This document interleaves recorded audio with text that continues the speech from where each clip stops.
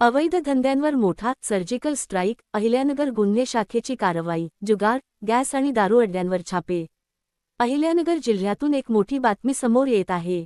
Police अधीक्षक श्री. सोमनाथ खारगे यांच्या आदेशानंतर स्थानिक गुन्हे शाखेने अवैध धंद्यांविरोधात मोठी मोहीम हाती घेतली आहे. या मोहिमेला मोठे यश मिळाले असून जुगार, बेकायदेशीर गॅस रिफिलिंग आणि गावठी दारू विक्री करणाऱ्या अड्ड्यांवर एकाच वेळी छापे टाकण्यात आले आहेत. स्थानिक गुन्हे शाखेने कोतवाली, तोफखाना आणि नेवासा या 3 पोलीस स्टेशन हद्दीत कारवाई केली.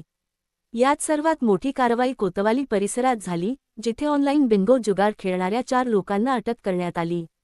त्यांच्याकडून 2,63,000पेक्षा जास्त रकमेचा मुद्देमाल जप्त करण्यात आला. याशिवाय तोफखाना परिसरात अवैध गॅस रिफिलिंगचा एक अड्डा उद्ध्वस्त करण्यात आला, जिथे 44,500 रुपयांचा मुद्देमाल जप्त झाला.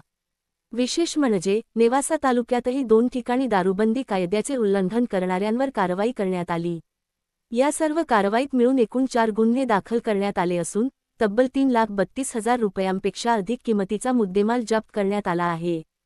स्थानिक गुन्हे शाखेने या कारवाईमुळे जिल्ह्यात अवैध व्यावसायिकांमध्ये मोठी भीती निर्माण झाली आहे.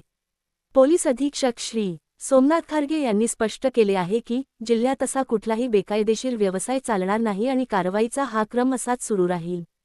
अधिक माहितीसाठी पाहत राहा लोकन्याय न्यूज मराठी चॅनलसाठी राजेंद्र सूर्यवंशी.